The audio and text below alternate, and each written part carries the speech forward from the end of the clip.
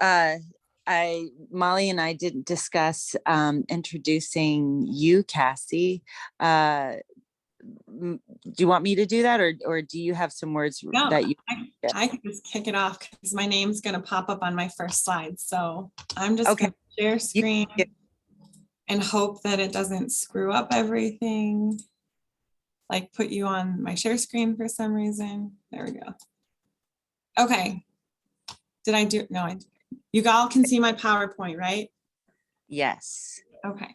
All right. So here we go. So my name's Cassie, and I am going to talk to you today about UIS institutional review. So that's a couple of items. It's not just one thing. So there's my name. And so I'm from the Office of Research Integrity. I've been in my role for about a year and a half, which is pretty baby, pretty beginner, but it's really exciting and I get to learn new things every day. I really like my job and I really like working with all of our researchers. The Office of Research Integrity, we're housed under the Office of the Vice Chancellor for Research. So our office is comprised of Dr. Nettie LaBelle-Hamer. She is the VCR and our institutional official. There's me, Cassie. I am your research integrity administrator. So when you're working on protocols, I'm the one who reviews them all. And you can call me at 474-7800 anytime. And we have Aaron Menshouse. He is my counterpart. He is the export controls officer, and he is going to join me later this month when we talk about research ethics in general, and he's going to address some export controls and data management. So if you're interested in that, log in later this month. So we're going to talk a little bit about like why ethical plans and reviews are important. These are just some of the reasons a lot of you, especially if you've worked with or through an IRB or IACUC protocol, you know that it is not always a super fun process and it can be kind of daunting, but it is important that we do it. And it's not just something that we make up because we think it would be fun or a learning experience for you. We do it because of these reasons. Number one being there are federal regulations that require certain levels of review, especially when we get certain pots of funds from organizations, specifically NSF and NIH. So that puts us in a category where we're required to have these certain types of reviews. We also have university policy, UAF and UA Board of Regents policy for ethics and review plans. Funding sources, the different types of funding sources that you will have their own policies and requirements that must be abided by. So we try to incorporate all of that. Publishers have policies. More often than not, when you go to submit to a journal and you've conducted human subject research, they are going to look that you had IRB approval for that human subject research. And if you didn't or don't, they will most likely deny publishing you in their journal.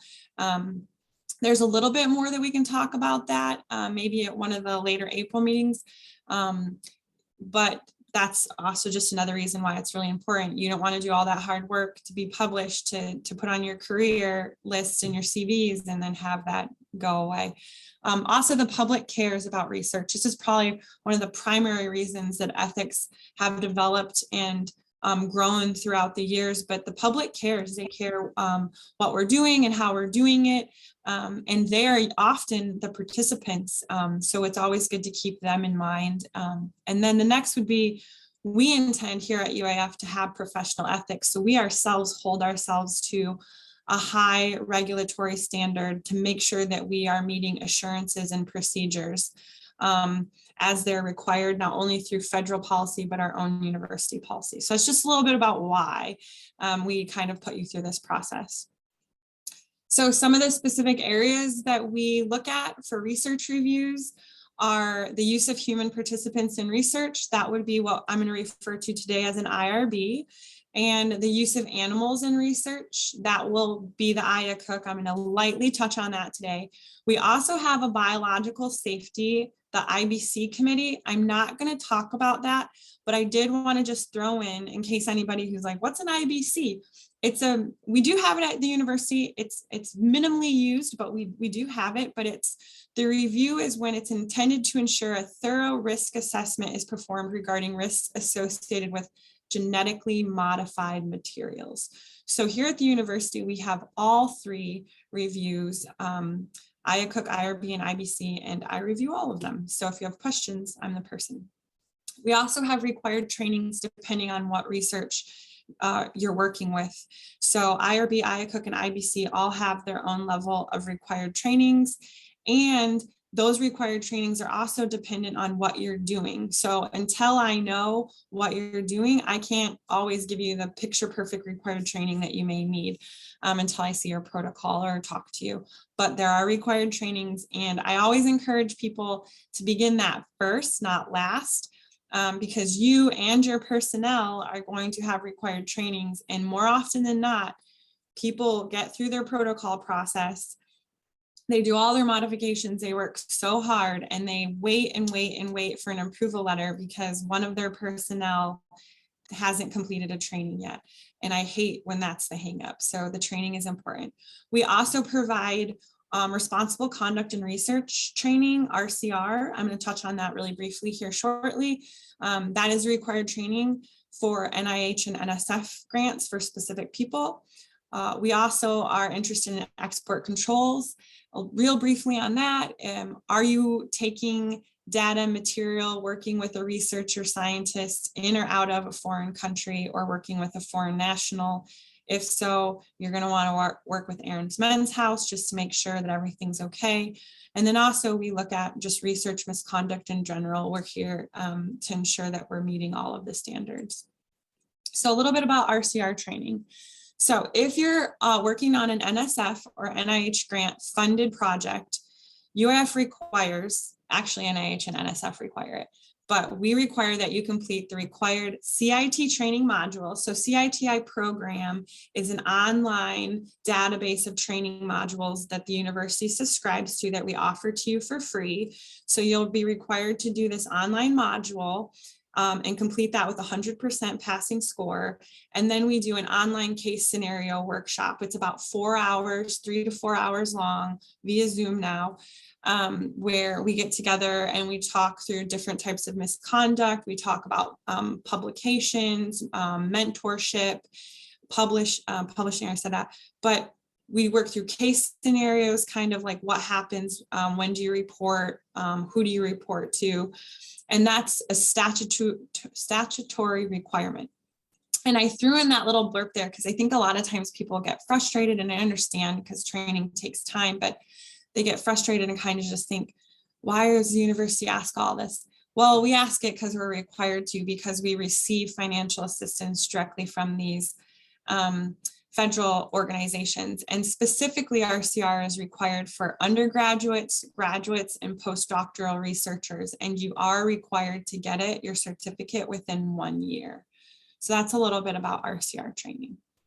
I should also say, since there's just a little group of us, if you have questions, just interrupt at any time. So a little bit Cassie, about— I have a question. Yeah. Go, Sarah. When's the next RCR, like the online case scenario workshop, going to be offered? Yeah, that's a really great question. I don't have a date picked, but I really hope to have one in late May. And then again in the fall. We only did one training last year. That was in August, and that was our first with the new structure because of COVID. But I do hope to have one in late May. And if you need it or you're interested, I will make sure I write your name down and IM you, or you can email me and just say, hey, keep my name for RCR. I have like an ongoing list. So hopefully we'll have one in May and then in the fall. Great. I do need it and I am interested. Okay, so I'll email you. I hear you. I think there's a lot of that. So RCR really exists to focus on the definition of federal misconduct, research misconduct, and that's focuses on fabrication, falsification, and plagiarism. So just going to read those for you. Fabrication is making up data or results and recording or reporting them. So if you make up data or results, research misconduct. If you see others doing such or hear of it, that's a reportable event and you should talk to your ORI office. falsification, the manipulating research materials, equipment, or processes, or changing or omitted data to results such that the research is not accurately represented in research record. We take this really seriously at the university. Falsification is often called out in peer review articles. So a lot of times when people submit and your counterparts are looking at your submission, this often gets flagged. Second also that gets flagged is plagiarism, which I'm sure we all know, but is the appropriation of another person's ideas, processes, results, or words without giving appropriate credit. And it's really interesting when you dig into plagiarism, especially with publishing and journal articles, the amount of work that can or can't be done to a sentence to be considered plagiarism or not plagiarism. So it's really just best give appropriate credit. That is always best. And I just want to briefly mention that research misconduct is not a difference in opinion. Okay, so that's not right. It's fabrication, falsification, plagiarism, and other things like the misuse of funds. If you received a pot of funds or grant for something, it's outlined what you can use it for. And if you use your funds for something else, that is research misconduct. So you know within your grant contract or funds contract that you got what you can use it for and how. And if you aren't sure, always ask your program manager. So also other things like the improper management of data, irresponsible mentoring. That's the key where you have a mentor-mentee relationship. If a mentor is pressuring a mentee to do something that is considered research misconduct or makes them feel uncomfortable, that's an example. They're using their power influence, not respecting others' intellectual property, not giving credit, not reporting an adverse event or research misconduct. If you note these things going on at the university, it's your due diligence as an ethical researcher to report them to the Office of Research Integrity. There's also conflict of interest. Are you disclosing things that you need to disclose? And of course, not respecting participants, both humans and animals. Okay, so Jessica had said to talk a little bit today about the process. And so I'm going to kind of talk about the process in regards to an IRB, human subject research, and an IACUC, which is animal research, just because it's the same process, your subject is just different. So number one key is consulting with your mentor, your faculty chair, also your collaborators.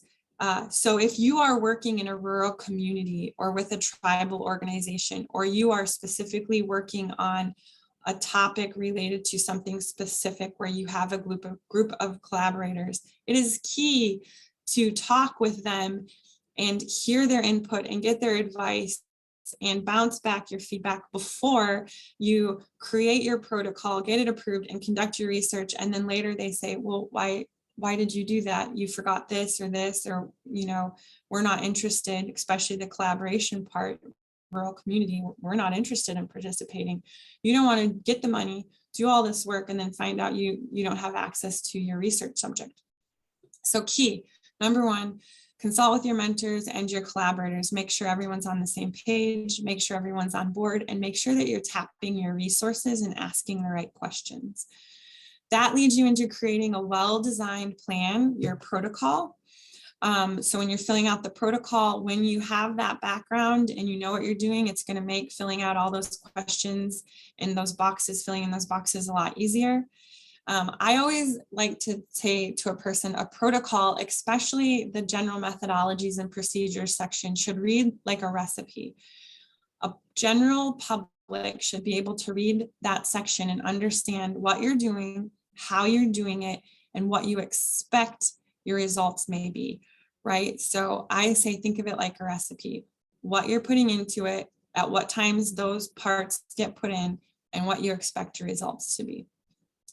So you are going to get your research protocol approval. So you're going to take your protocol, you're going to submit it to the IACUC or IRB or IBC through our program called IRB Net, which we'll also talk about later this month in April. And you're going to get your approval. You're going to get your approval first before you conduct any research at all.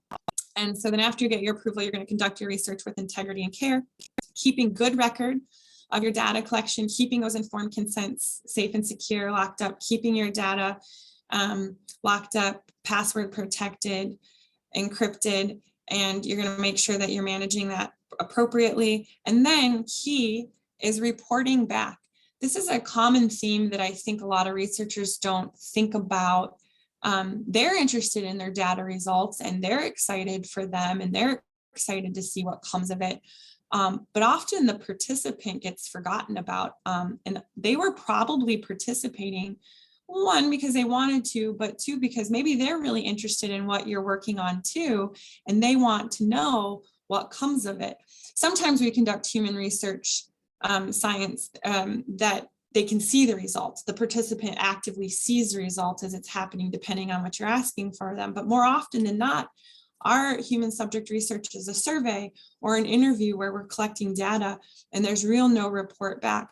So when you are doing that, it's always good to, if you are doing like a survey, think about offering a website at the end. When you give them their informed consent, you could say, hey, and you can check this website in the future and see the final report or the results. For example, I always like to, for some reason it comes to mind, I always use, like, if we were doing a survey outside of Dine 49 in the Wood Center and we were polling people as they were leaving Dine 49 on, what they ate that day or how they felt about the service, whatever it was. You might interview someone who's really passionate about it because they really love it or they really dislike the experience. And they're curious to see what comes of it. Maybe they want that website that you tell them so they can check it out. But this actually becomes the most important when we work with our Indigenous peoples in our rural communities, because more often than not, we don't report back like we should. And the key in working with those communities is to approach them, approach our collaborators, tell them what we've found, work with them, listen to their thoughts and feelings on the findings, and work with them on how best to report that back before publishing. So that's why I stress that. Okay, so why is a protocol important? I'm just gonna kind of breeze through these. But number one, it shows that you've done your due diligence, that you've thought through the process, you know what you're doing, what you're asking, why you're asking it, what you think you're going to get from it. So having that due diligence done, ethics are important to science and society. It shows that you're considering all the aspects, and the public cares about how the research is done. And they want to make sure that we're holding ourselves again to our assurances, our policies, and our procedures. Your protocol, your plan will help you do your best research. When you put a lot of effort and you get that mentor feedback and that collaborative feedback, you know that you've really developed something strong and that you're going to go out and you're going to be able to do the best research possible. Work will go smoothly because you've developed that plan, that recipe, I call it, to follow. A lot of times you need your IRB approval to pass a class or to graduate or to publish.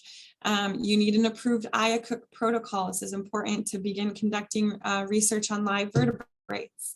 You cannot start research without it, and you cannot receive it retroactively. This is not receive a retroactive IRB. Your IRB approval is from the date of approval forward. Anything that you've done, we're not saying you can't use it, but you definitely have to disclose that you didn't have an IRB and now you've created a problem because part of your data may be rejected by your journal or a publication or questioned because you didn't have an IRB. So that's just really crucial to remember. Okay, so real briefly, this is my IACUC slide. So if anybody has any animal questions, throw them out now. But we have an institutional animal care and use committee, the IACUC, here at UAF. We are a very busy committee. We oversee the use of live vertebrates for research.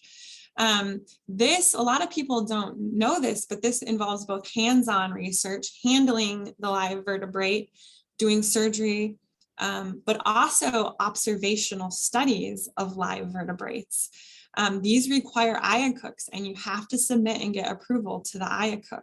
So I really wanted to throw observational because I think a lot of people don't know or understand that that is also a requirement through the IACUC. So that's defined as those where no interaction with or disturbance of the animals by researchers intended or anticipated. So in other words, if you are going to go in the field and you want to count the amount of sandhill cranes that land in 60 minutes during the month of May, that is an observational protocol through the IACUC.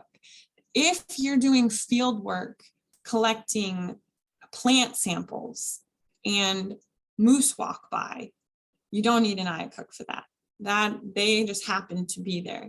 That is not your intended effort. Now, if you wanted to count the moose while you were collecting plant samples, then you would need an observational protocol. So just wanted to touch base on that. Question. Okay, so I am very well aware that you need IACUC to fly drones over animals. So yes, theoretically and reality, if you are doing an animal study using satellite imagery, yes, on IACUC? I would have to say I'd have to get back to you on that one. That's a really great question. That's just a really great question. You're correct. If your intended use of flying the drones is to count animal numbers or record something about that live vertebrate, is the satellite in international airspace? Space is like, what is that? Space would be universal, Universal. but it's definitely, it's not anybody's, you can't. There's nope, no geographic. Yeah, I'm going to ask and get back. I've yet to have that. We definitely have drone researchers for sure. Yeah. That's a great question. Yeah. Cool. Thanks. Yeah, I'll find it out. Yeah. It up for us real soon. So thank you. Yeah. All right. Awesome. Thank you.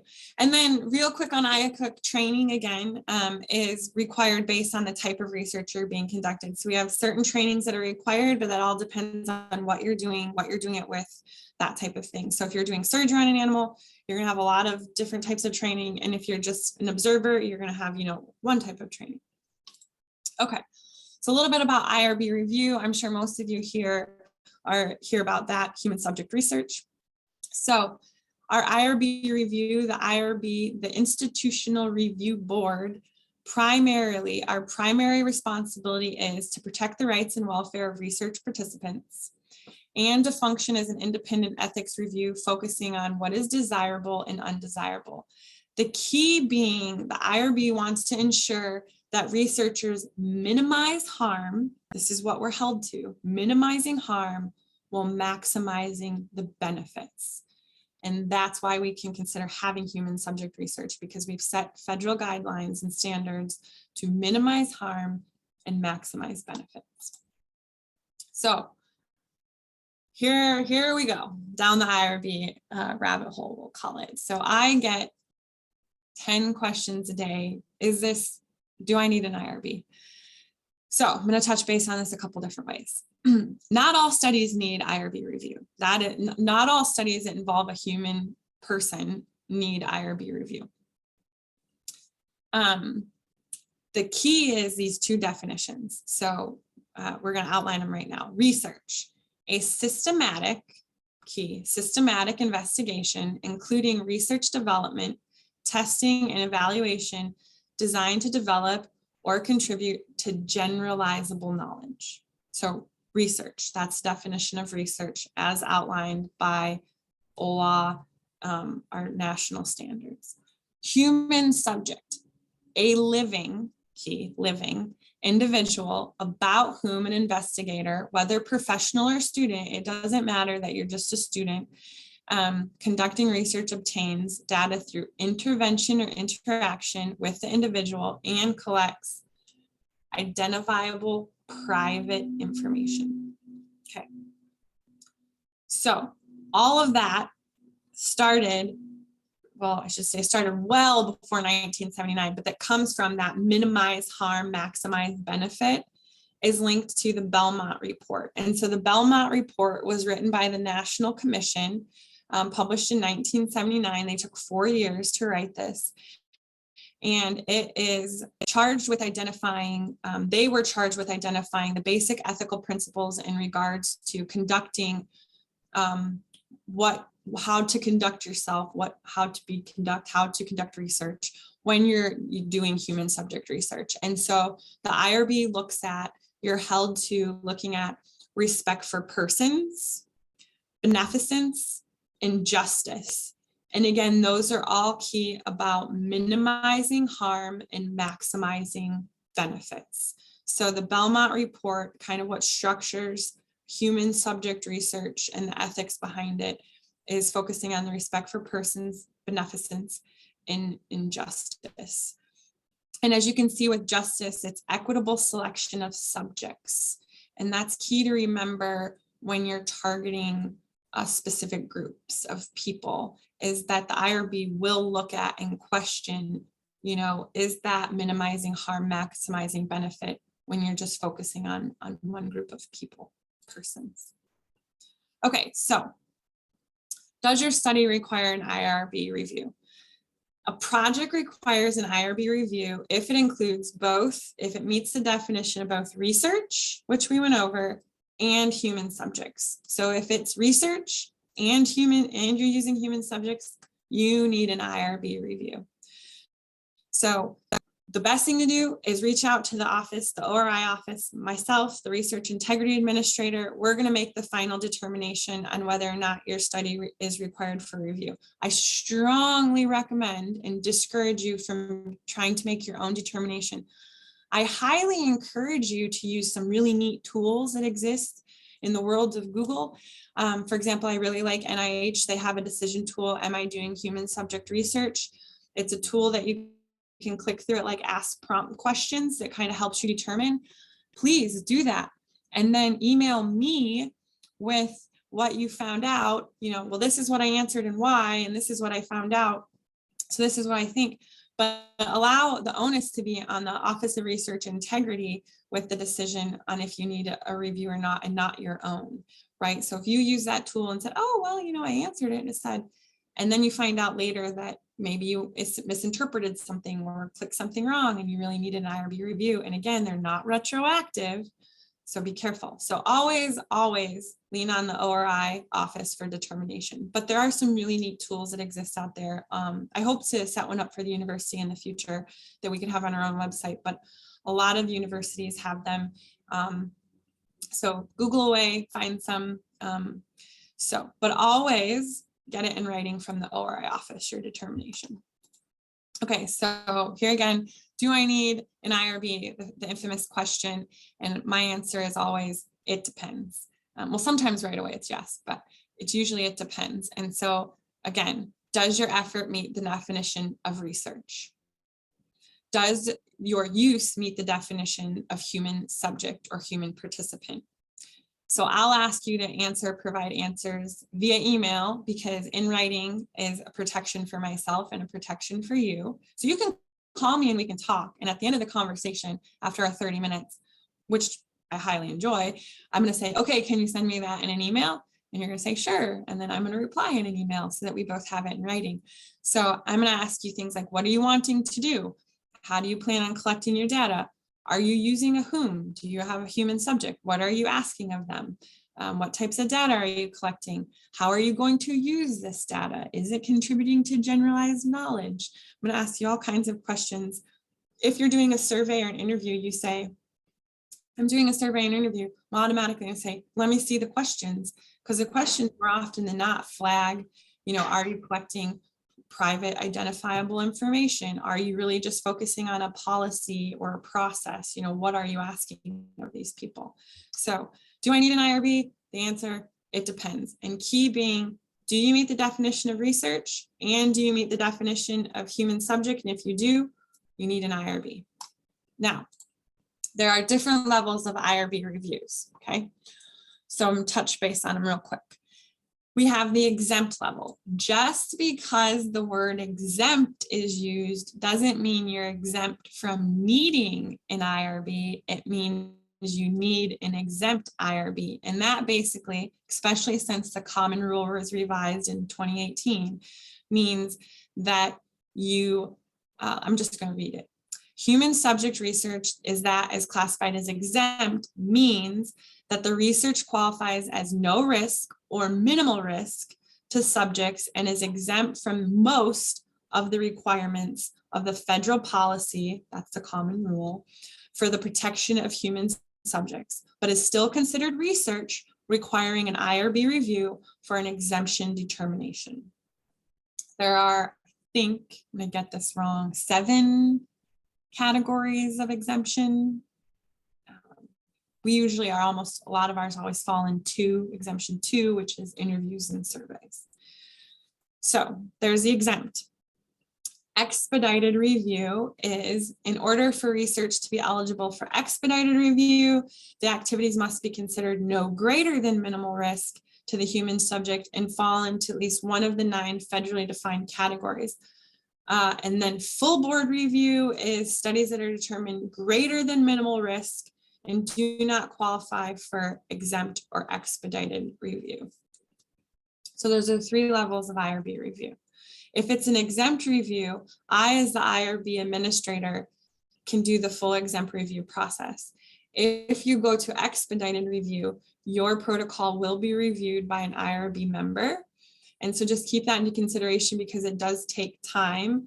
You're going to submit it. I'm going to review it. I'm going to ask for edits and modifications. You're going to have to do your revisions. You're going to submit your revisions. It's going to go to my reviewer. My reviewer may ask for edits and modifications. And then you have to go back and review it. Then they're going to re-review it to make sure that you met all of the requirements. And then hopefully you get your approval. So just keep that in mind. Same process for full board, except instead of just being reviewed by one of my IRB members, it's reviewed by the full board, which is convening a meeting. So any questions there on exempt or expedited or full right now? I just want to make a statement. So because a lot of the work that we do in the CASC and IR tends to be low. Well, no, we do the whole gamut, but I'm going to use my work in specific, tends to fall in the exempt category. I just want to reiterate, it doesn't mean you're not doing anything. It means you're going through the process of evaluation. You're submitting your protocols, you're having Cassie look at all of them, you're submitting annual reports, you're submitting final reports, like you're still going through the entire process, even though you have your research designated as exempt, meaning low risk. So exempt doesn't, I just wanted to reiterate what you were saying, Cassie, because exempt is a very strong word. And sometimes one wants to think, I'm all set. You are all set, but you still have to comply with the process. So thanks for letting me add. Yeah, I appreciate that, Jessica. Actually, so that whole back and forth process, if you're exempt, you're just doing that with me, but we're still doing that back and forth process. And just like Jessica said, I'm going to talk about here on this what is a protocol slide. There's a lot of documents that are required that we review. And really the difference, besides the type of classification, is an exempt protocol form is just 4 pages, where I think like a full protocol form maybe is 9, and you have to fill it in. But rather than that, the same other documents are required no matter if you're exempt or expedited. Mike.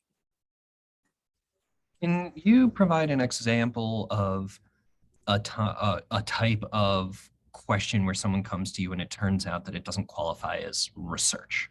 Okay. Like it's not general. Yeah. Like I'm just curious about. I'm going to do my best just to see something. Yeah, I'm going to do my best to provide you a good example. I just did a determination this morning where I determined that it was not research. Okay, this person was going to participate in a conference, and they were planning on collecting the names of some of the policymakers, some of the organizational people, and some of the participants, collecting names, and then later going to interview them on their podcast. And I asked I said, what are your questions? They showed them to me, and their questions to me, yeah, that would fall in the exempt category kind of, but based on like the question, these questions they're asking. But as I dug further into like what they were doing, it did not meet the definition of research because they did not have a process or a method outlined with like a hypotheses, right? Like, so the definition of research, they're just talking with this person. They're going to ask these questions, but they're getting the person's personal opinion. They're not using that opinion to contribute to generalized knowledge. They're not using it to influence anything. So that really meets the definition of not research, and it falls into like oral histories or journalistic activities. That is a very tricky determination to make because little tiny things can change it a lot. So in that case, it could be not research. Sometimes it's not human subject research. If IARC wanted to do an internal survey on the locations of the drinking fountains in IARC, and if people felt they had access to sufficient hydration stations, and it was an internal survey with feedback that, you know, HIO used to make a determination with his facility manager if they install a new drinking fountain, that is not, so even though you have a process, you're developing a survey and you think, so you kind of meet the definite, you're meeting the definition of research, that's not considered human subject research because the material that you're actually collecting from the person has absolutely nothing to do with like, well, okay, preface that, see, this is my world. It's how you ask the question.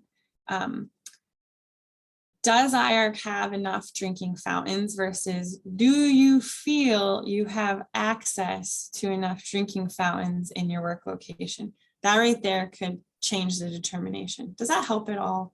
That's how tricky it is. That's my job. Yeah, no, that's helpful. Thank you. Yeah. So if you're collecting information from a human subject about a policy or procedure that you're using to create a feedback on a general population or community's thought or idea, that is always going to fall under exempt human subject research. If it is internal about a process or a procedure, you are using a whom, but the information you're collecting is not about whom, it's about what, the policy or the procedure. So even though you're using a whom, a person, the information is not about whom, it's about what. That would be how I try to think about it. If you're collecting identifiable information or doing a video recording of a lot of people, or you're most likely going to fall into expedited, especially with video recordings, because there's no way to keep people from being non-identified when their face is present. So always remember that, especially in this world of COVID Zooming in interviews. That's a good question. Anything else right now? Exempt, expedited, full? We can come back to, shout them out. So, okay, you're submitting a protocol. At the university, we use a system called irbnet.org. You do create an account, it's free. You have to make sure that you affiliate to UAF or you won't be able to see our forms and templates. There's a button on the side that says form and templates. I am going to do an in-depth IRBnet session in a couple Fridays. It is probably not going to be the most exciting thing you ever did in your life, but it will be really helpful, especially if you do use IRBnet or don't use it frequently or haven't used it yet. So things that we're going to look for. So you've been determined that you need to do an IRB protocol or an IACUC protocol. We'll focus on IRB for right now, but you're going to need your protocol, your research plan. The forms are found on IRBnet. You're going to need to do a consent at minimum, or a consent assent. And assent is if you're using youth. So anytime you use anybody under the age of 18, it automatically flags for the need of an assent. And most likely, again, it depends, bumps you into an expedited. So if you're using a vulnerable population, prisoners, pregnant women, youth, children, anybody under the age of 18, or economically low income or economically educationally disadvantaged persons, that most likely is going to put you in expedited category because that is considered a little riskier than an exempt review because of your population. You're targeting a population. So you're going to need your consent assents. Polite reminder here again, our consents are required by federal regulation to read at an 8.5 grade reading level or lower. Now, there is a waiver for that. So if you are surveying only faculty and they all have, at least a 4-year collegiate degree, you can ask for a waiver in the form for that. But standard procedure, if you're interviewing the general public, you need to read at an 8.5 grade reading level. And that is not easy. So work on that ahead of time. I do use the word, the review editor. You have to make sure that your reading statistics is turned on to get that. I can't remember exactly. It's like Pinkel field or what, I forget, but 8.5 grade reading level is really important. And if it's an assent form, it has to read to that kind of target grade reading level too. So if you're working for 5th graders, you need to remember that when you're using those words, you're a 5th grader reading it. You're going to have to provide your survey or your interview questions, your personnel list. That's anybody that's working with the data or helping you. And there's levels of training that are required with those personnel. Letters of collaboration or permission. If you are working with a rural community or a tribal agency, you are most likely going to need to provide a letter of collaboration, support, participation, whatever it is. We're going to look for that. Do those people want to be part of that research? Just because you want to do the research doesn't mean that you have a human subject participant willing to be researched. Recruitment documents. Are you sending out letters, emails, social media posts? If you are, I want to see them to make sure that they meet all of the IRB requirements, that there's no undue influence, there's no coercion going on, that you're not, asking someone to do a 15-minute survey and giving them a $100 gift certificate. That would seem a little weird. So I'm going to ask to see all your flyers, your advertisements, your emails. We have certain standards they have to meet. All those are found in the IRB net forms and templates. Once you submitted everything and you get approval and you go down, actually I had an email this morning that said, hey, we did our first round of surveys and we realized we really need to modify a couple of these questions. You're not just stuck to what you did, you just have to submit a modification. You can work with me on how to do that. Basically, you take your original approved protocol and you highlight in yellow what you're changing on your survey questions and in your protocol. And you submit it as a new package within that project in IRBnet, and we review it. And more often than not, there may be a few things to change, but it gets approved depending on what your modification is. Now, there are times that a project, especially a multi-phase project, so say your project has 4 phases, and each phase does involve a level of human subject research, but perhaps phase 1 and 2 are working with like utilities and business entities on more of policies and procedures than it is collecting private identifiable information. The beginning of that project can be classified as an exempt. And then later, as you collect information and go on to the next phase, and then, so say you have to do phase 1 and 2 to develop the survey questions to then do phase 3 where you survey the public. So that's okay, you outline that in your protocol and you clearly state that you will submit the information for 3 once you have it, and you will not conduct research until it's approved. So you take that information from phase 1 and 2 that was classified as exempt, you submit the questions, and then I say, oh, okay, now this needs to go expedited, and so your protocol can even change from exempt to expedited, depending on what actions you're doing. So don't fear modifications, and don't ever think that you've stuck yourself in a box with what you've written and what's been approved. Just talk to the Office of Research Integrity and we'll work with you to ensure that you can adjust your research to fit your needs. And then just like Jessica mentioned, we do have annual reports, exempt to expedited, full. You need to report back every year to ensure that you're doing your due diligence, that you haven't exceeded what was approved or what was granted, especially IACUC with animal use.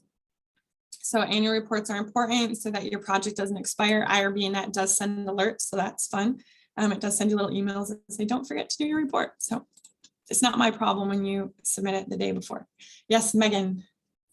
Hi, thanks. So my question is specifically about that Flesch-Kincaid reading level score. Thank you, Flesch-Kincaid. Yeah, so I know it's super hard to pass like the word level version. So is that like one factor you consider when reviewing these, or do you just look off of like the one that Word gives you? I look off just the one that Word gives me because it's the tool that I have. But actually really glad you asked that question because I do want to point out, I don't know if it's very clear on the consent template that we offer in forms, but when I measure the reading level, I only measure from your key information. So basically the beginning description of your project through your study details, through your risks and benefits, and through any other information. I remove any block that offers contact information. So your name, your email, your PI name, your email, and you are required to have the IRB static paragraph. I remove all of that because anything with an email and those long names and last names bumps the reading level higher.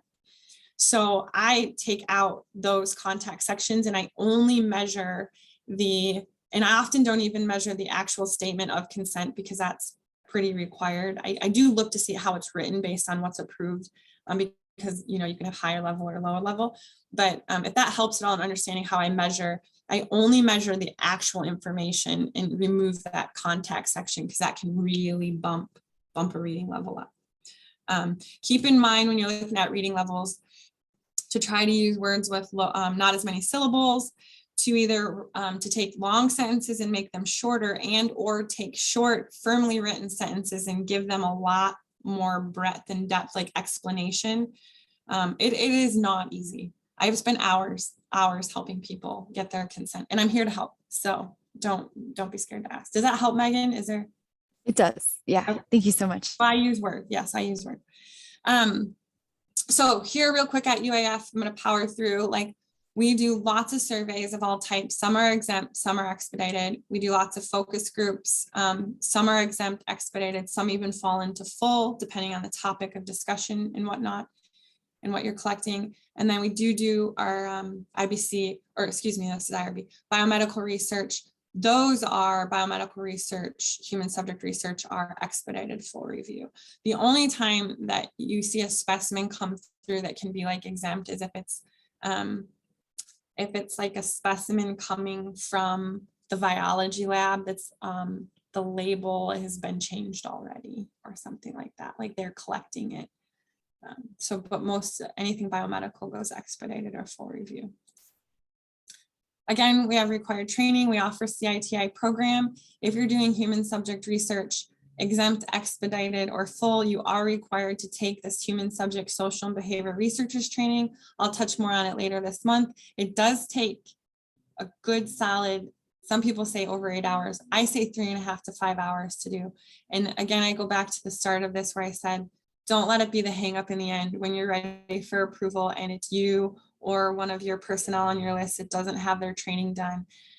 You do have to get 100% on it. You are absolutely allowed to retake the quizzes at the end. So you go through the module, you take the quiz, you get 4 out of 5, just retake the quiz until you get 5 out of 5, get 100 on all of them. There's 11 modules, you get 100.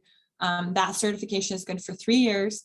After you do that certification, the renewal, the refresher, it'll alert you that you have a refresher due. Again, the refresher doesn't take as long and that's good for another 3 years. So once you get it under your belt, you're pretty good to go. It's not as cumbersome, but getting it that first time, do take that into consideration when you're looking at your workload. Also take into consideration when you're working with rural communities, if you're hiring people in the community to collect data for you or to conduct your interviews, they will need to be on your personnel list and they will need this training. And I say that because 1, it does take a long time, but 2, it is on the line and their internet connectivity may be limiting. So they may need more warning to get this done. So just remember that, don't let it be your hang up. And I guess that's the end of my slideshow. I hope I didn't bore you all too much with my PowerPoint. So if you guys have any other questions. Yeah, thanks, Cassie. I do have one more question about the RCR training. I seem to recall when you were getting it together last fall, I was out of town and not able to take it. And it seemed like there was is there a some sort of requirement to take that train, like pre-work required or something Yes. beyond the CITI training? No. Okay. What we're doing now, so what RCR used to be before COVID was a all day Saturday or Sunday 8-hour face-to-face workshop.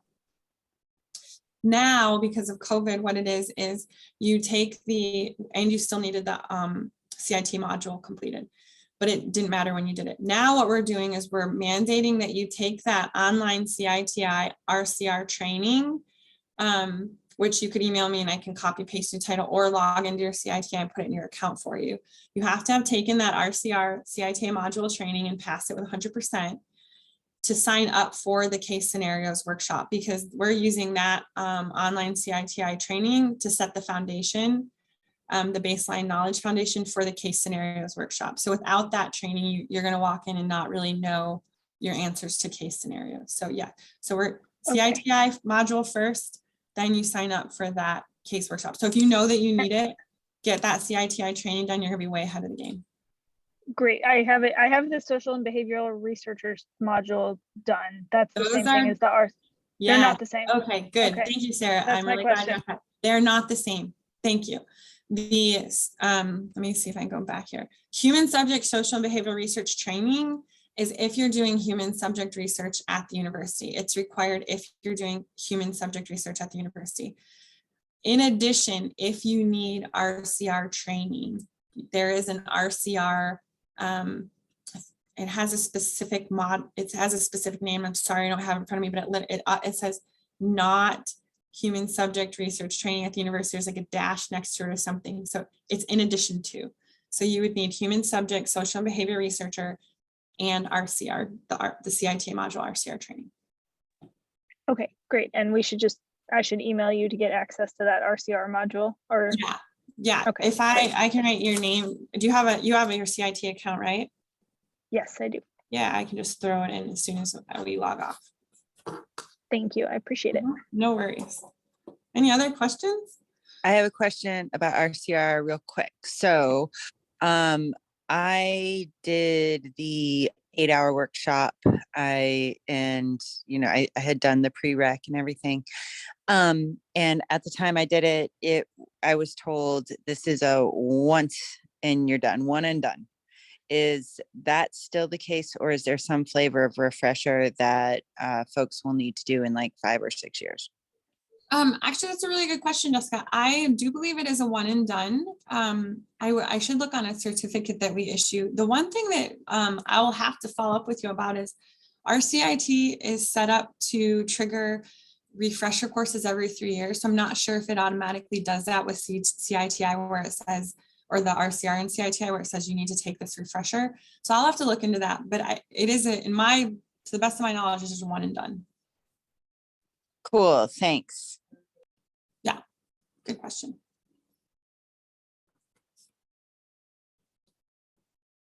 Anybody have any scenarios they want to throw at me and try to get my determination on? That's usually what happens because I do this presentation a lot for classes. So they say, this is what I'm planning on doing. I say, it depends. Well, I appreciate it. I really enjoy my job. I love all of the research that our university people are doing, and even finding out the not research. We do a lot of really neat things here at the university, and I just appreciate everyone's due diligence and working towards ensuring that they take all the required trainings and that they work ethically and that they are conducting themselves in a great manner. And as we work towards a research tier 1 university. Mike, did you have some? Okay, we're good. No, I just wanted to say thank you so much, Cassie, for this. This was really fantastic. You answered a lot of questions that we get all the time. Okay. Do you also want to plug the fact that you're going to come back a couple of times Yeah, and what you're going to be talking about on what day? I'm not back next Friday for their presentation, but I do believe on the 15th is when I'm going to focus on IRB net, CITI training, that type of requirement. I'll dig into those RCR answers, try to get the renewal answer. So I do believe my next one is Friday the 15th at noon, and it will really focus on IRB net and all the documents, forms, how to use it, how to submit modifications, the nitty gritty kind of stuff. So. Very cool. We're excited to have you back in for that. Thank you so much. Any other last questions before we go? I didn't check the chat. Was there? Okay, good. Okay. Just gratitude for sharing your Yeah, all right, awesome. Well, thanks, guys, and happy researching. Thanks so much, Cassie. This was